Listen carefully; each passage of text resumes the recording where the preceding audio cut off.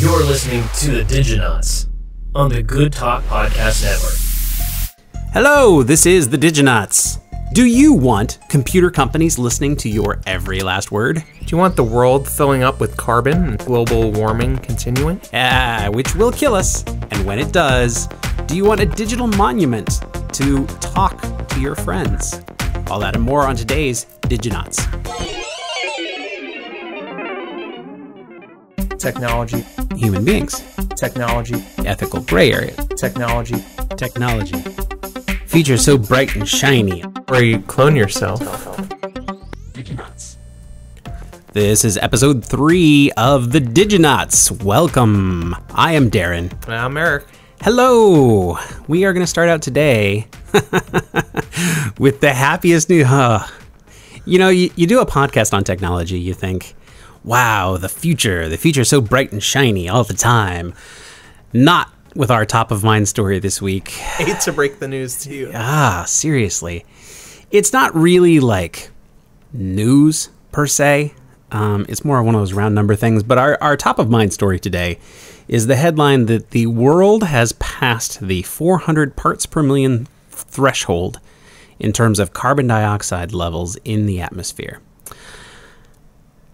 Permanently is what all of the headlines say, or at least in our lifetimes, this is where the carbon dioxide levels are going to be. So if you take a look at the 16 straight record hottest months on record that we've had here for the last 16 months, that's just not going to stop. We are at a point where we've reached a threshold, and the way this works is, if you ever saw Al Gore's Inconvenient Truth, he talks about the Earth kind of breathing. Right. Because the northern hemisphere has more land in it, it therefore has more trees in it, and they can absorb more carbon during the summer when they go into a more, active, when there's more leaves up there, and then the southern hemisphere. And so he kind of describes the Earth as kind of inhaling and exhaling. And what happens is, I guess, here in October, according to this article that I'll share in the show notes, we reached what is the annual low point in terms of the amount of carbon that's in the atmosphere, which I think would assume it's basically the fall in the northern hemisphere. So most of the leaves that are going to be are there, and that so that's the place where we have the lowest carbon number. And we've been at a place where you kind of go above the 400, but then you come back down to it. And this year we did not come below 400. So, it's basically a we're fucked headline. That's the only way to look at it. You want to keep in mind that this is mostly symbolic. It's just a round number. Like, it doesn't matter whether it's not like there was a tipping point where at 399 we're all safe. Right. You're talking about more about the trends and the fact that we didn't go back down to levels we've seen in the past. Yeah. I mean, and we've always got, it's kind of an upward, not spiraling, but an upward leaning cycle that goes up and down but doesn't come as far down each time. That kind of matches what the temperature is doing. And depending on what you believe. Well, if you're Gary Johnson, he says the sun's going to engulf us anyways, so. Right. He also couldn't name a single world leader, so. Forgive me if I don't look to that guy for my I'm not for him. Science policy. So how do you feel about that? How do you feel about does this threshold matter?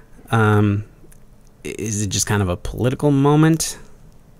I mean, to me, I think it's just another point of validation for what's been transpiring and a lot of people have been ignoring. Right.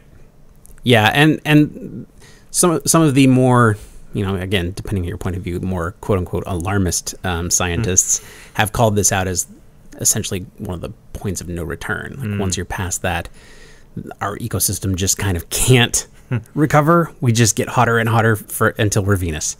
Pretty much. Different groups of scientists will come up with different numbers. That's the sort of point of no return.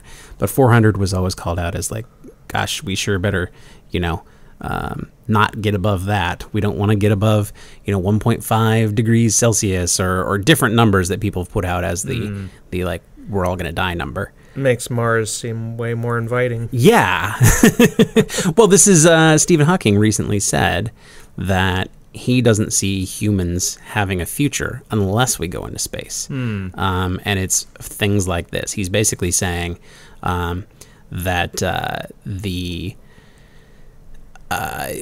we're going to kill ourselves somehow, whether it's nuclear war, whether it's some virus that goes nuts, whether we genetically engineer something and it goes out of hand. He's just basically saying humans are messing with stuff at such a rate that unless we go into space, we're doomed. Well, like he just doesn't think there's a possibility that we won't mess up this Earth, which here's hoping he's wrong. Here's hoping the meta genius of our time has no idea what he's talking about. well, I guess the question then becomes how and if we mess up Mars. Yeah, well, at least you got two shots at it at that point, right? Like you're taking two spins on the wheel. So the stuff we talked about last week with Elon Musk wanting to actually get out into the whole solar system. I guess we have to embrace that idea if you're really looking at it as like, well, because we're going to mess up something. Right. So 260 days to Mars. It's like, what's the next destination? Yeah, well, and the time thing is another thing that Hawking brings up. He says, look, it's going to take us about 100 years. He's in the same kind of frame of mind as Musk was on that for humans to establish a permanent-ish colony where you can kind of say, okay, we've got a foothold there. We're talking about 100 years. So he's basically using it as a watchword of caution that like, yeah, for the next century, everybody take it easy is pretty much what he's going to say. It was what he's saying there. And at least as far as global climate change is concerned, it doesn't seem like we're listening. So that's exciting. Now, they talk about, this is one of the things, is like, it's difficult, and I don't want to go into politics, but at the same time, it's weird that science exists in party lines. Like, whether or not you choose to believe this kind of depends on your political ideology. Right.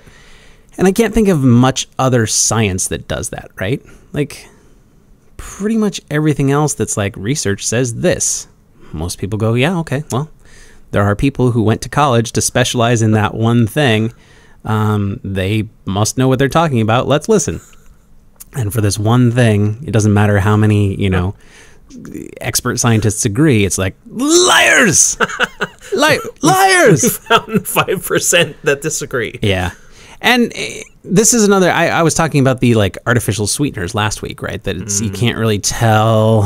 Sometimes if you try to go on the internet and figure stuff out, there's so much access without fact checking to publication that you can find things supporting all sorts of stuff. And if you dig into it a little bit, you wind up finding statistics that get skewed this way and skewed that way, depending on how you want to present your information, just like every statistic ever. And so the two different sides of it can point to each other's studies and say, well, you stretched the axis out. Of course it looks terrible, but to my mind, it sure seems like an ongoing and alarming trend not great. Again, to come back to the Al Gore movie when he's showing the chart of where we are, and then he gets to the end of his presentation and goes up on the giant crane and says, yeah, we're up here now. That was a good visual demonstration. That didn't have much to do with his axis on which he was presenting it. And the article says that we're doing this for essentially the first time in 1 million years. Wow. That we're above that level. According to all the data that we have, that's where we are. So record breaking in a bad way. That's exciting. And we felt like we had to talk about this just because, if we're picking out the top of mind, like the thing that's going to have the most impact on humanity from a technology standpoint, the technology that we've been using for the last 150 years, or I guess 500 years if you want to call burning coal a technology, is definitely having a noticeable impact, he says, as thousands of people scurry out of the way of Hurricane Matthew. So what do you think? Is there any chance that we're going to counteract this in our lifetimes? Because the analysis from the articles that came out when this happened was, okay, we're past the point of no return. In our lifetimes, this isn't going to balance itself out. Do you think humans might find a way? I would hope so. I mean, I've seen a few like ideas out there with either scrubbers that pull carbon out of the air. I'm hoping for that. Yeah. Or even some of the like energy devices that are, I forget what it is, like a windmill that has kind of a built-in carbon sucker. Interesting. Right. I mean, there's various theories that we could possibly take carbon and somehow turn it back into a form that we can either bury in the ground or find a way to bank some of the carbon that's in the air. And hopefully... Aren't diamonds made of crushed carbon? They are, yeah. So, yeah. It might rain diamonds. If you make super tight... Yeah, well, but then you'd have to apply so much pressure to the atmosphere that we'd all die. So that the raining diamond thing, I'm not super worried about.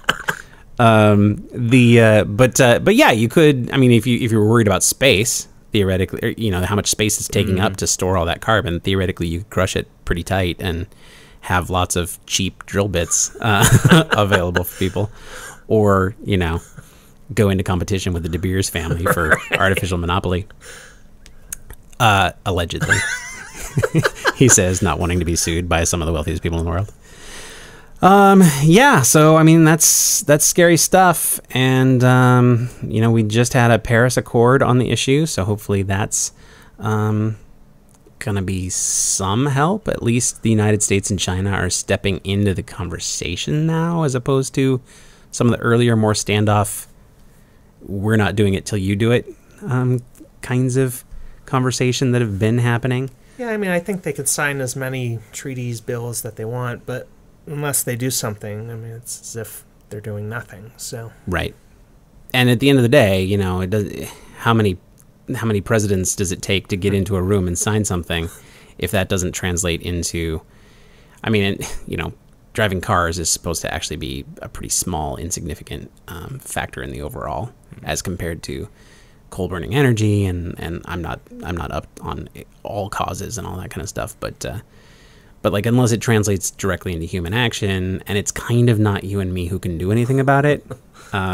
We can drive our Priuses around all we want. Plant more trees. Yeah, that's carbon scrubbing trees. I mean, I guess that's the other, like, if we could reforest crazy fast. So smaller houses, no garages, and yeah. But again, I mean, we're not the thing that's you know, conceivable. I mean, I guess at the end of the day, it's you know, if you have 1 million people, this was something my history teacher used to say in high school. If there's a guy up the river peeing in the water, and you're a mile downstream and you're drinking water, no big deal. You might not know. No big deal. But if there's 1 million people upstream and they're all peeing in the river, maybe you should wait to drink. That's pretty much us with our cars. We're 1 million people peeing in the river. So there's our happy thought to start out today's episode. Drink up. Yeah. What do you think? If you're listening to this and you are of a mind that global climate change has nothing to do with human habits, there's certainly a good handful of you out there. I would love to hear sort of the thinking behind that. And don't say natural cycles, because yes, there are natural cycles to how things heat up and cool down, but the charts don't really support that at this point. You know, or show me one that does. I'm always interested in you know, seeing alternative viewpoints on that. And then what do you think we can do about it? Let us know.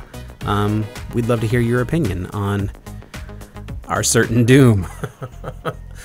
Or at least tell us before the doom happens. Yeah. If you're coming at us with a cure, tell us soon.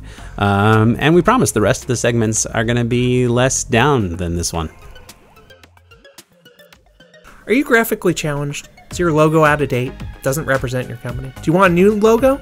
We should try Logo Nerds. For $27, you get 3 logos, free revisions. So go to goodtalknetwork.com/ads, look for the Logo Nerds banner ad, click that, and you'll be well on your way.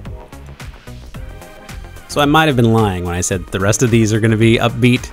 There's a lot of impending doom out there in technology right now, or at least, potentially threatening to your privacy. Right. That's going to be a theme this week. And in this segment of the Future File, we'll be talking about how brainwaves are potentially going to be used as a login or security mechanism. But if you think about it, you can glean far more than just authenticating into a website or an app or something else.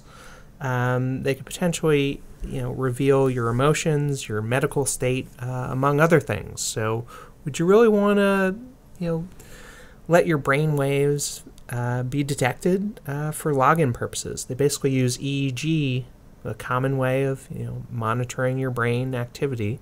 So is this the same as if you go in for like a medical scan and they kind of stick 90 little stickers on your head? Very similar. Like for $100, you could buy an EEG device that, there are even some games that leverage those waves.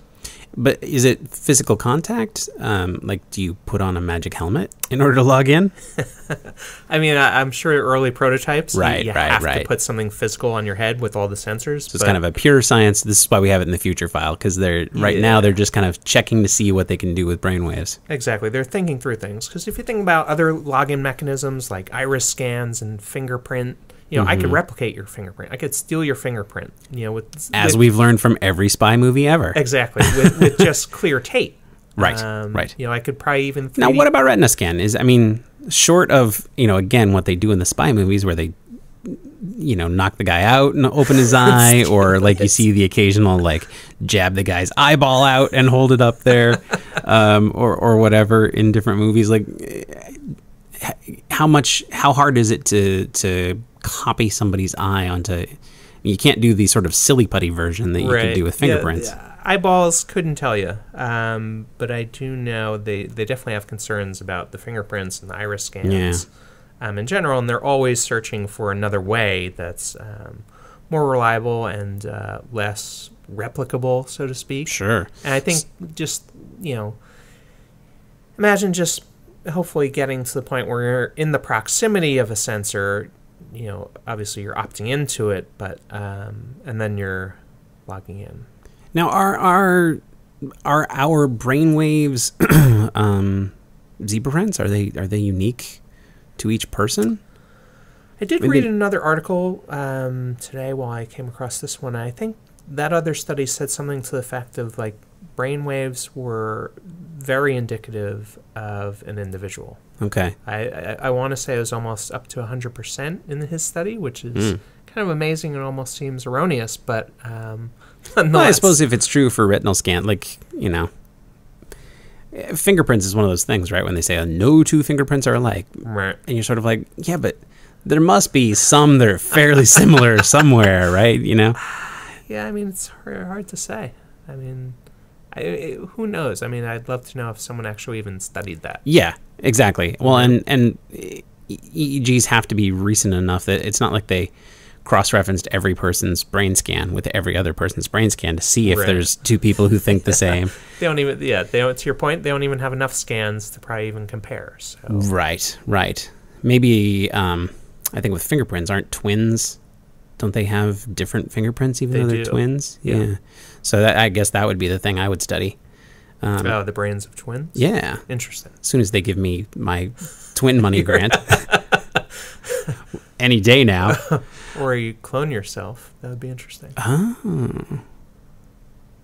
Because then that becomes even stranger. So, that's less natural, obviously. Sure. And it's like, what if I steal some of your cells and I clone you? now I have your EEG. And again, like in every science fiction movie, I somehow accelerate your growth. A silly thing that But really. who's to say, well, I mean, is an EEG of an infant different than an adult? Well, but you got to get that infant to think about the password too, right? So there's or there's no password involved. It's just the hey, that person's here. Regular EEG. Okay. So I don't think it's not, to my knowledge, it's not, think about your password and then it senses your EEGs. Right. Okay. Here's your EEG, and it's indicative of a Still, pattern. though, I mean, in brain development, right, you know that, and I can testify to this as a parent of a toddler, like your prefrontal cortex doesn't develop until you're, well, they've found out now that it's now in like the mid-20s when it finally firms up, right? And then there's other aspects of your brain that mature over time, and these are the like why teenagers have some of the impulses that they do. They don't have the same part of their brain that says, hey, maybe I shouldn't stick my butt out the driving car or whatever it is teenagers do. I don't know, it's been a while. That's interesting. So it makes me think about, well, what if I'm 90 and I have to log into my bank account? Yeah. And my EEG has changed because now That's what I'm thinking. Older. Right. Huh. Yeah, so there would have to be parallels some allowance, right? For older and younger. You know what? I'm trying to think of the name of the researcher, and maybe we could have that person on or pose questions to them. This is a good idea. Yeah. Go find out. Do some investigating. So the other thing that, and this kind of ties into what we were talking about last week with the new technology that just uses Wi-Fi to kind of gather your emotions. Right. So if you're going as far as doing an EEG like this, you sort of can't help but scoop up extra information. Is that kind of what we're... Exactly. Not only about your mental state, but also kind of your health, among other things. So it's similar to the conundrum with the TSA, where it's like, we are going to look through your clothes, right, but we're definitely not going to look at your naked body. Right? Because it's like it's gathering extra information. Extra information, indeed. They had to add technology to mask some of what they'd gleaned. And I would imagine that would be kind of an implication of this as well, that we have to find a way to prove that it's you and yet not check whether you're happy or sad. Right. And then it's like, well, people come up with, the equivalent of credit card skimmers. It's like the EEG skimmer. Right. You go to, retrieve money, and all of a sudden your EEG has just been skimmed. And the next thing you know, your bank account's empty. This is kind of my thing with biometrics in general. I feel like, is that the right word for this? Yeah. Measuring your... Yeah. Absolutely. So... in all technology, as soon as we figure something out, somebody figures out a way around it. And just because we make it biological doesn't mean that is going to cease to be the case. Just like you said with, something as simple as Scotch tape and fingerprints. Like, I think it comes down to, ease of use. Like, I don't have to have anything on me. I bring myself. Right. I don't have to remember anything because, again, just like I have fingers, I have eyeballs, I have an EEG. So there's probably a degree to which it just comes down to, as you're saying, ease of use, and then the degree to which it's safe compared to other stuff. Right. And then you could do multiple points of so if you do have an EEG and you have to speak a password, Right. And then if you had voice recognition on top of that, and this is we'll touch upon. There's many parallels between this story and the privacy and security concerns. We'll talk about another story later. Yeah, it's all about voice. Coming right up. So, have you ever seen the? I always get it confused whether it's XKCD or Oatmeal because they both do kind of sciencey online cartoons, right. And there's one that does a mathematical analysis of passwords. And it goes in. The point that it's trying to make is the way our passwords work is ridiculously stupid. Right. And let me in. Well, let me in would be a better password. So the point is, you ever watch on the newer episodes of Star Trek? If they ever have to authorize something, it'll be like Picard Alpha Bravo 6 or whatever. right? And you don't really know what's going on there, but you Right. assume there's a certain amount of, maybe it is EEG scanning plus their voice plus the actual code, right? But they say the code right out in front of everybody. But they say that, so the point of this cartoon was that it doesn't matter how many letters and numbers, alphanumeric combinations you have. You think about it, like let's say that you're allowing for all sorts of punctuation marks. So there's, say, 100 characters or 500 characters, who cares? Right. That could be the first character in a password. And then most passwords are set that they have to be somewhere between 8 and 16, which is stupid because then you're limiting the number of, right? Like a lot of the rules that they put on these things actually makes them easier to crack.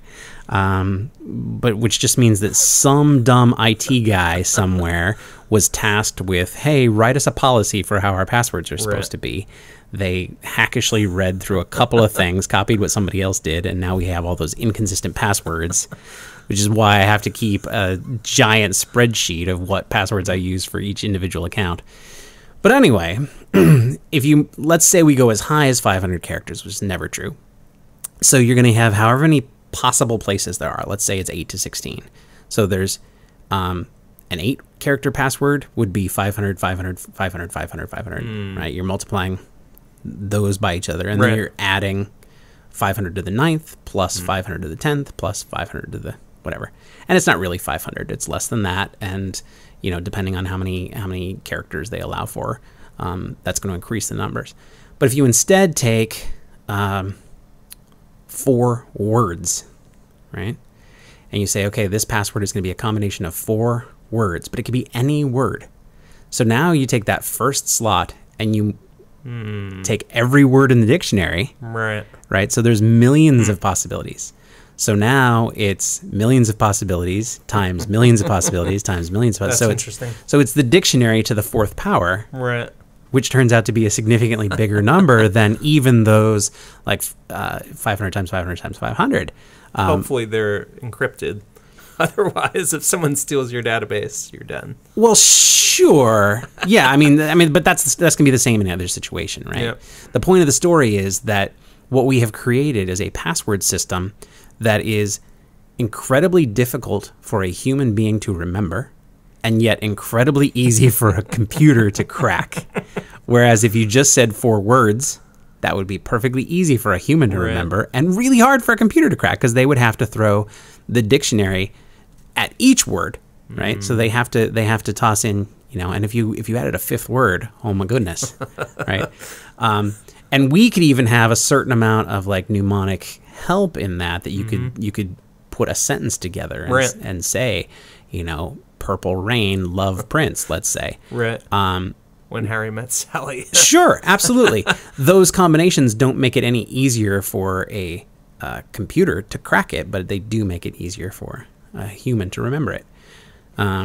So, long story short, we're doing it all wrong. But by all means, let's add brain scans and figure out whether people are in a good mood or a bad mood. Are you considering a career change?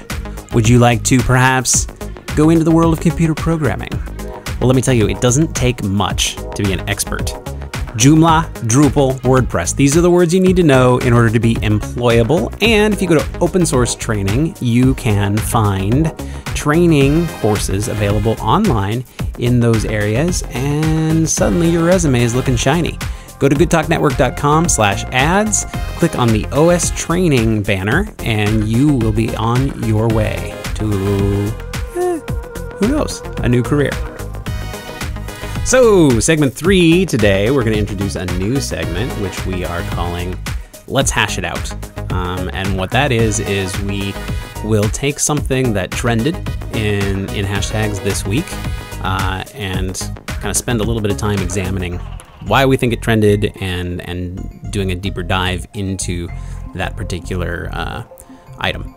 And in this case, it was the tech conference held by Google, where they let us know it was a hardware launch event in San Francisco.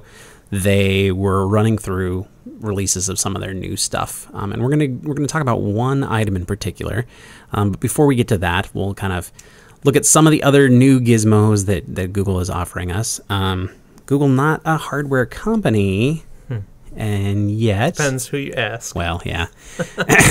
They do have hardware divisions bigger than other hardware companies. So, so a few of the different things that came out, they're giving pre-looks at a new phone, the Google Pixel, which looks kind of like a phone to me. I don't think there's anything amazing about it. It does have a headphone jack, so There you go. there's a competitive edge for you. But just all the things that you would kind of expect, that it's sleek and cool and thought through, and mired in the Google ecosystem, although not as hard as Apple's Google. Well, now I'm going to let my biases show. But I do think that if you're an Apple, you must be an Apple all the time, and we do not allow outsiders. And whereas Android is a little more like, yeah, this is Android. It's what you have to use. Right. What do you think about Google's home products, where it's basically what Amazon has, like Amazon's Echo? So it's listening to you all the time. This is the main thing we're going to talk about. They are... that was a point that I was going to make, is that if you look at the things that they released, everything is kind of something you've seen somebody else do, right? So, the other items that were there was the updated Chromecast, which now can do, whether it's 4K or Ultra. Right. I lose track of how many Ks we're supposed to be up to now. But any monitor you've got sitting around anywhere, you can update to being able to connect it to things. They also, but that's kind of like, yeah, I have my Apple TV or my Roku or whatever. The Google Pixel that we were talking about is kind of just, Samsung and Apple have done those things, and now they're doing a good job of it. And I don't think we have a price point yet, so maybe it's cheaper. That does tend to be one of Google's operating procedures, is to come in and give you the same thing a little cheaper so that you'll exist in their environment. And then they also had a VR headset, and the reviews are kind of like, oh, it's a little bit sleeker and it's a little bit different, and Right. But the little bit different is like, it's gray on the outside, like It's felt. yeah. It's felt with the remote. So there's nothing about any of those that was super groundbreaking. It's just kind of Google saying, we're us too, we have all that stuff. So if you're a Google person, don't worry, you don't have to go to Amazon, you don't have to go to Apple in order to get your goods. But yeah, so we were just talking about privacy, and the Google Home is a good entree into the conversation about that. Right. So basically what this is, if you're not familiar with it, it's similar to Amazon's Echo or the Alexa from Amazon. Amazon Echo. Are they Both. They're both Echo Amazon's? has Alexa. Okay. Yeah. Oh, Alexa is the name for their AI. Exactly. It's their Siri. Yep. And that was one of the things that Google is doing a little bit differently. Rather than branding the AI, you say hi to Siri for Apple and you talk to Alexa on your Echo, but you say "Okay Google" to your home device. Right. And we will share in the notes a TechCrunch article with the headline "Not Okay Google." And the point that they kind of make is a couple of things. One is that sense of like, man, they're holding on to their brand. And if you're going to be a person who has that in your house, you're saying, okay, Google. Come on in. You're right. You're literally, well, but no, I mean that in two different ways, right? Right. Yeah. So yes. Okay, Google, come on in, like be a part of it. But Listen. you are literally saying the word Google all day long Right. in order to use the thing. Anytime you want to do it, you say, okay, Google. Right? So it's an interesting thought experiment into branding, that you're literally using the word okay next to their brand name on a regular basis. Like it's built in, I'm surprised they didn't come up with something a little bit more positive than okay. I love you. Yeah, exactly. Woohoo, Google. Well, you know what? You know who missed out on all this? Oh, absolutely. Yahoo. What the fuck? I think they have the perfect name for it. Exactly. But they don't. They should call it Yoo-hoo Yahoo. But no. Alas. But anyway, so the idea behind this, and really, I don't think there's anything super different in the Google device compared to what you see out of Apple or Amazon. It's just a machine that's listening to you constantly, right?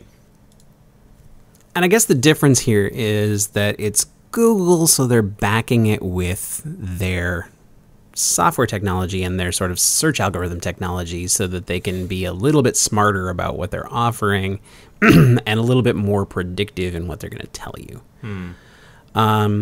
But at the end of the day, this is all of these people. So I guess the Google Home comes with a button, essentially a mute button, like a don't listen Google. Right. But you have to explicitly push it. I right. mean, you have to walk over and remember to be like, hey, let me turn this off. yeah, and even on the Google app, you open that, it starts listening for OK Google. Right. Well, and Siri does the same thing. Right. Yeah. Which, it means that, and this has been Google's, our motto is don't be evil. So we're not being evil. Don't worry, you can trust us. That's why it's okay. Also, yeah, exactly. I guess so. But also they are gathering, nobody at Google is sitting there opening your email, right? But the machines that serve your Gmail go through and look at what's happening in there and start to develop patterns on who you are. Right. And they are, with this device, going to extend that to everything that's said in your home. Yeah, so if you're talking about a trip to Vegas while your Google Home is on or your Google app is open, and all of a sudden, next thing you know, you're being retargeted all over the place. Oh, you're absolutely Vegas travel ads. Well, and I think it's going to get worse than that. Like, what if you have sex with the thing on? Right? And it's like, you got ads for boner pills the next day because it's like, oh, we heard you had a hard time last night. Here you go. Like on some level, I'm taking it to the extreme there, right? But at the same time, there's no human involved. There's no human saying, "Oh, we should probably be sensitive about what we heard," or like, "Oh, their mom just died. Let's not sell them flowers because that's not right." Right? It's a machine, and the machine is trying to make associations between keywords it hears in everyday conversation with things it can sell you. So absolutely, so private conversations could turn into retargeting really easy. And is that wrong? It's just an extension of what's already happening in Gmail. I think a lot of people don't even know that it's possible. Right. So, you opt in, and then it's like, well, I think people assume that not everything's being captured. I think a lot of people would be surprised if someone explicitly told them that all your conversations are being recorded. Right. And filtered for OK Google, and then the subsequent words. Right. Because that's what you kind of want, right? You want the machine to go ahead and listen to anything I say right after OK Google. But nothing else. Yeah. I would happily take a version of this where I push a button, kind of like on an iPad, where if you hold it down, and Siri says, "What do you want?" Right? Whereas I don't do the constantly listening Siri. That's not okay with me. So it's interesting that the positioning that they put on this is that, and there was actually an article recently about how all the big tech companies are like, you love AI. AI is your friend. Embrace AI. But their positioning on this device was like, oh yeah, we're so excited to be bringing this about. We're building a personal Google for everyone. That was their spin on how we're going to listen to you constantly. Is we're building you a personal Google. Right. No. You're segmenting a portion of your database, all of which is one big Google, which has lots of information about me. That's not my own personal and then Google. Imagine if you're using Nest also. So then they're not only hearing, they're seeing. Yeah. Combining it when you're talking. Wait, so does Nest have a viewing capacity? How does that work? They have the home security cams. Oh, okay. So this is similar to what happened with the Xbox when it was going to watch you, because you could use the Kinect And I get Xbox mixed up with the other one. Right. But one of the devices was coming with a camera that watched you in the room. Yep. That you could not turn off, that knew where you were, knew how many people were in the room, etc., which comes with a whole bunch of cool things, but also is like, wait, you're watching me? You're always watching me. No matter what I'm doing, you're watching. How do I know you're not filming that? Yeah. You know, how do I know that the government is not, keeping files of this somehow? Or how do I know that somebody hasn't hacked into your technology in order to be able to keep their own files about the camera that is 100% all the time watching me? We've talked about before the places where like we embrace technology or don't, and this is one of those where to me it's like, there's a line and you're past it. I still hold back a little bit on some of the, like, I will download apps that say, oh, we need these 900 privacy invasions before we'll let you use this app, and I'm like, nope, don't need the app. And I think I'm the rare case. I think most people have developed the we just say yes disease at this point. It's so easy to give away your rights, your privacy, and not realize you're doing it. Right. The iTunes agreement is famously, however long it is, 98 pages. You're not going to read that. Right. You just want to hear some music. And they've got us. So, I mean, do you have any like privacy concerns with stuff like this? Would you get an Echo? I think it's intriguing. I don't feel that I need it. Yeah. I'd rather I like the Google app on the phone where I can summon it when it's open. It's not always listening. I know when it's listening, but I don't need a constant surveillance of my audio. So, and the other side of it is I don't think that because this is kind of the thing, right? You'll trade off your privacy in exchange for benefit, right? And I don't feel like there's a big benefit happening. Like the demo that was in this article, he's like, "Who's the president? How old is he?" And the cool thing was he knew who he was from your last question. Well, swell. But I don't need you listening to me constantly in order for me to get that, right? And plus, some searches I don't want to announce out loud. Yeah. Like, or even, this is why there's the privacy mode on browsers, right? So you could theoretically, it still goes through lots of places where it can be tracked, but theoretically, you're at least not keeping a big record of some of the more private questions you asked. Now, the other thing that's interesting, we are pretty firmly Gen Xers, right? So then there's the generation past us, who are pretty well known for the fact that they are less concerned with privacy than us, or at least smarter about it than us, right? Like, my friends who are millennials either don't care or like keep a tight rein, right? One or the other, and no sort of haphazard in between, like the tricks that are working on the Gen Xers and the Boomers. Do you think that's going to be the trend? Like, as these devices encroach further and further on our privacy, that younger people will continue to accept it forever, or might our societal pendulum swing at some point? Yeah, not sure. I think they're introduced to it so young that it almost becomes like asking a person. So I don't know. Yeah, you sort of have to almost raise your kids to care about privacy now, because the default is no, you don't care. Right. So if you want to make sure that you're keeping privacy for your kids, those of us who we're the same people who 2 weeks ago just said, nah, I share pictures of my kid all the time on Facebook. His digital footprint is firmly established. That's us. But that said, I will share those pictures. The thing I don't do, by the way, is put his name on them. Interesting. That's kind of everybody has their little like, oh, I'll be safe if I just don't do that. As if the Skynet can't connect who we are with and who we're related to. All right. We'd love to hear from you. Tweet us. Let us know what you think about privacy and new products and invasion of your every thought and every spoken word. We'd love to know. Are you concerned about it? Do you just love the benefit? Do you really, really want to be able to speak to play music, and is that worth a computer listening to you talk to your grandma on the phone? Or if you never even thought about this, and now you're creeped out. Happy to be the ones to help you get creeped out.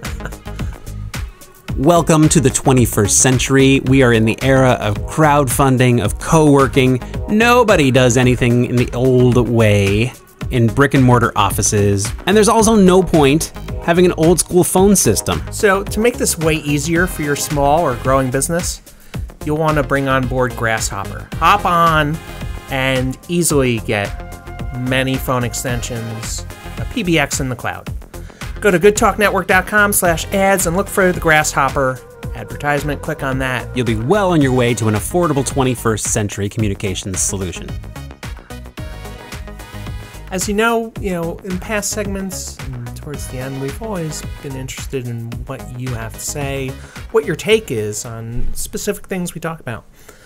This episode of What's Your Take will really talk about a scenario where these two friends, they're very close with one another. They're very technology savvy, entrepreneurial, deep within pop culture, I would say, kind of innovators. And unfortunately, the male friend passed away due to a car accident. But the female continued with her entrepreneurial efforts and started an AI company. And she took his digital content, so I believe like text messages, emails, and things like that, and ingested them into her AI platform. And basically, I'll call it, created a digital clone of him. So, it brings up many interesting things. So we'll share this article. It's on theverge.com. It's a pretty lengthy article, especially for the internet. Right. It goes back and tells the story of this guy as a youth and what his personality was like, and how these two met, and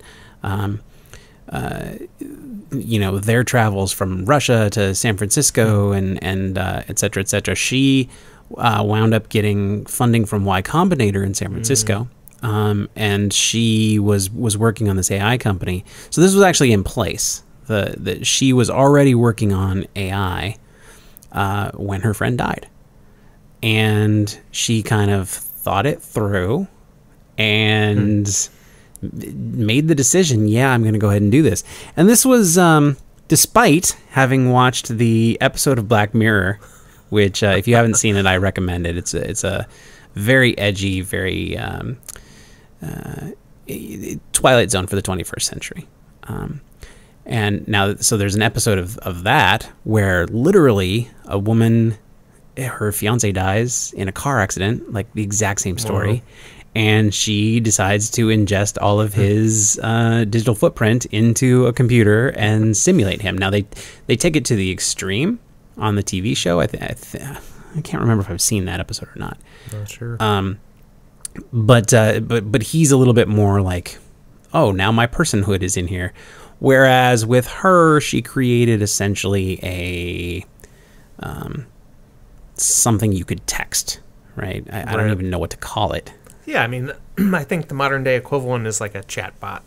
A chatbot. Yeah, a chatbot where all of the tone and style and how he would answer the questions is based on the actual person's personality. Right. So now there's a lot of ramifications to consider in how this goes down. This was a guy who died too young. Sure. And all his friends were in shock. This is probably the first friend they ever had to deal with dying. Right. And they all kind of agreed, man, we really need a kind of a shrine to this guy. And they discussed how let's make a coffee table book with all sorts of photos of him and the unique parties he used to throw and that sort of thing. And ultimately, it sounds like somewhat unilaterally, she made the call to go ahead and do this. I mean, here's what's interesting. I mean, you and I have emailed a lot. We've messaged on other platforms. Obviously, I've done so with thousands of other people. I mean, theoretically, I could do this with those emails that they sent to me. Mm-hmm. Unbeknownst to them. Right. So if I were building, so in other words, nobody has to die in order to do this. Exactly. So I mean, I think the memorial aspect is interesting. and creepy at the same time. But I think the creepiness can continue independent of death. I gotta say, when you and I first started talking about, like, you know what we should do? We should do a technology podcast. I never thought we would say the word creepy as much as we are. But it's come out like many times an episode at this point. But I guess that's just the kinds of stories we're attracted to.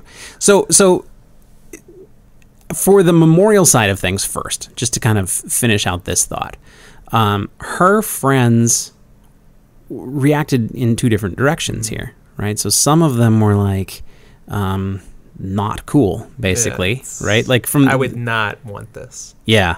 For myself or anyone else. Right. Well, now the interesting thing is that this particular individual already was working on some ideas of digital monuments to human beings. He was talking about, like, oh, when we bury people, we'll put them in these capsules, and then there will be these trees where cemeteries would be, right. So you'd have a forest instead of a cemetery, and you'd have these little digital sort of placards, like digital gravestones that tell you about the life of the person, and presumably there's videos and hellos and whatever. But I don't want a chat bot with them. Well, I mean, where do you draw the line once you embrace that kind of technology, right? Like, yeah, obviously she took it to another level where she was not so much creating a collage of images. It's not a poster board that you put up at a service. It's an attempt to digitally recreate the guy's personality. So obviously some of them were very put off by the whole thing. Right. And what if based on the data it ingested, it realized that it hated Billy, and all of a sudden Billy's chatbotting with it, and all of a sudden virtual whatever his name was is spewing hatred at Billy. Interesting. I don't know if they analyzed it far enough to target who, because this is when you were talking about, like, oh, you had written a bunch of email to me back and forth. But if you were to analyze our emails back and forth, you wouldn't get to my personality, right? I mean, I would bet some of it's coming out. It's not as if you're absolutely muted. But there's a difference between the emails I'm going to send to you and the emails I'm going to send to my wife or my supervisor, right? That's fair. That's fair. And every one of us is a slightly different personality each time we interact with another human. You're going to be different to a stranger than you're going to be to someone you knew in high school, than you're going to be to a life partner, or you are a different Eric to your kids than you are to your boss. Sure. So there's kind of this, like, consideration. It sounds like they just took a couple of sources, like everything he had texted her and maybe his tweets, I don't know, in order to try to get to the style of what he would say. And the AI is almost kind of just trying to respond in his personality. There's not much it can do in terms of furthering a conversation or bringing up new topics. It's just kind of commenting. I don't recall. Did she make this public or only to the circle of friends? I don't believe it's public, but it's not exactly hidden either. She sent out an email to folks who knew him and said, hey, there's an app. Yeah. I don't know whether you could get to that app any other way. But it sounds like we were just talking about millennials and their concerns for privacy and all that. It doesn't sound like she had any real big concerns about some of those, like, ethical gray areas about that. And in fairness, some of the friends responded by, like, this is so cool that I can kind of get some closure. She, I guess, went through the logs of what people said to this bot, which that raises a whole nother... Yeah, honestly... Like, did they know she could see? Was she storing all of that? Exactly, and that to me would seem like the most invasive part of the whole thing. Even more so than... Because as you say, we could go out there and do this to anybody, right? Like, I could take every word... And they talk about this... I don't forget if it was this article or a different one. There were some folks working on an AI, and they used the TV show Silicon Valley. They took the transcripts of all the episodes, and they built out AIs that would respond as the characters on the show.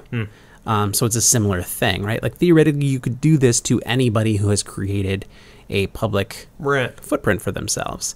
where they've written words in articles. You can kind of, hey, in the style, like Donald Trump. Yeah, exactly. I mean, people are imitating his manner of speaking all the time. It's really easy to get to, and it's really great, believe me. It's huge. Speaking style. So that's really easy in that particular case.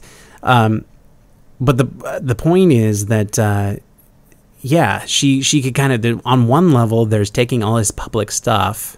You could get into whether his tweets or his texts to her were public or not. But on one level, she's kind of taking that stuff and generating a personality out of it. And on the other level, she's going in and reading what all the friends said to it.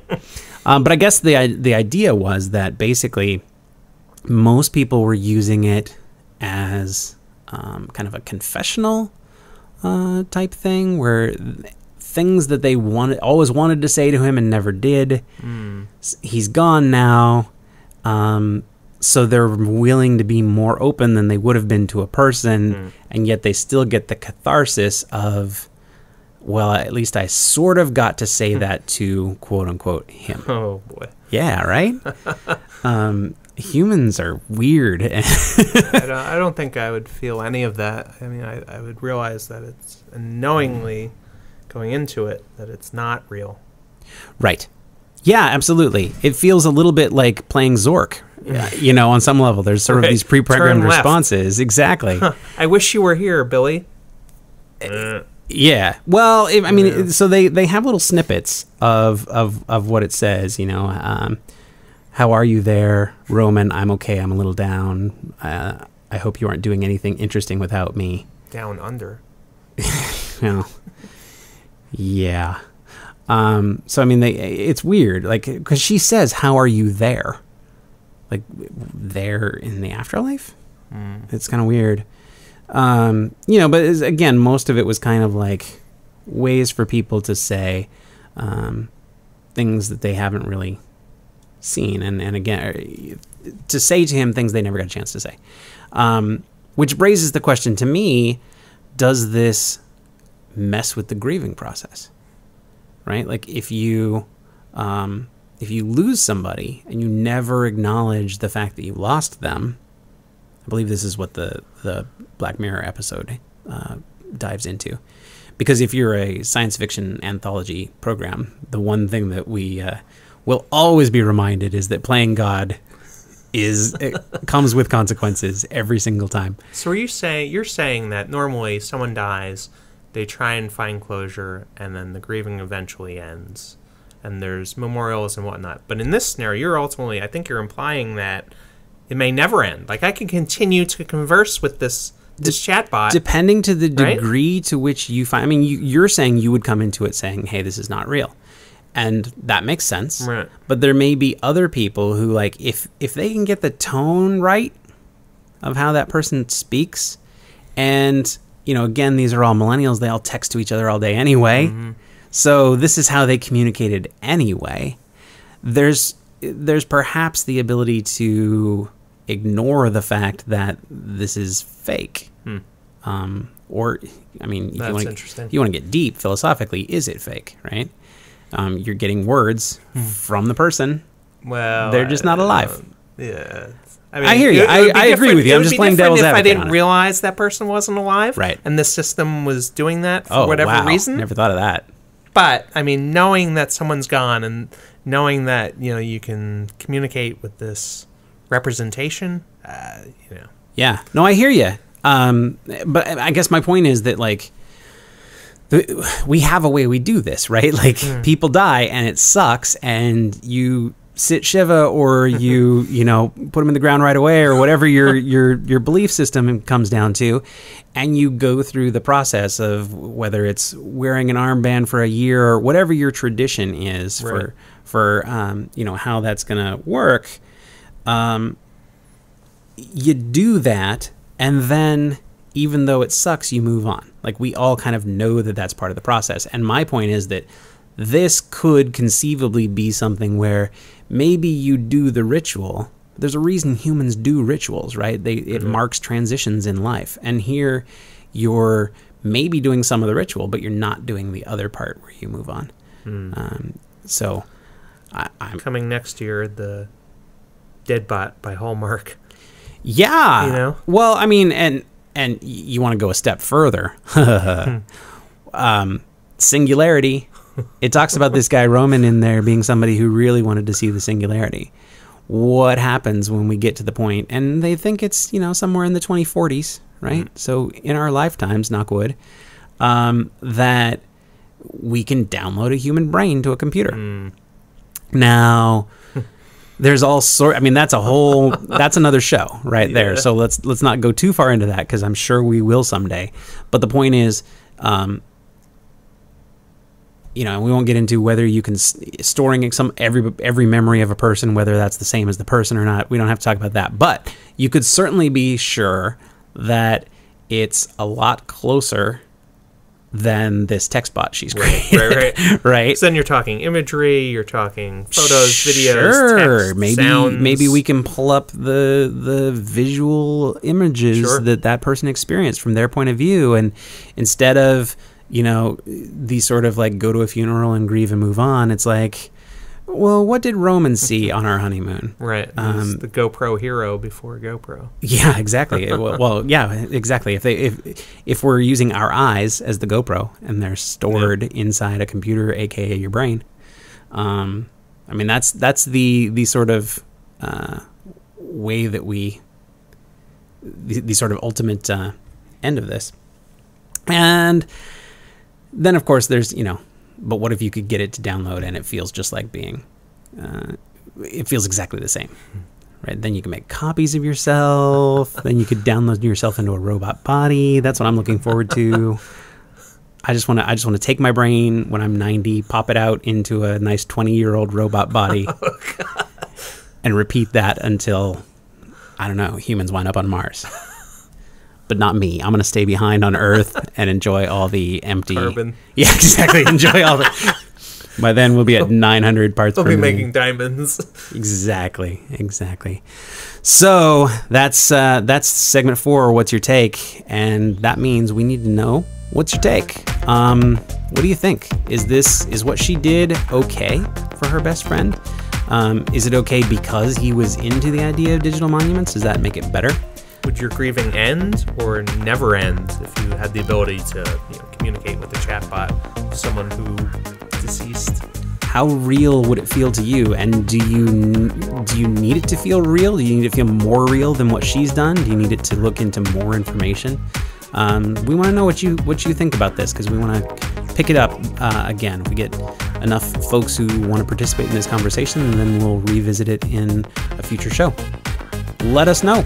I'm at Digital Darren on Twitter. At eFader on Twitter.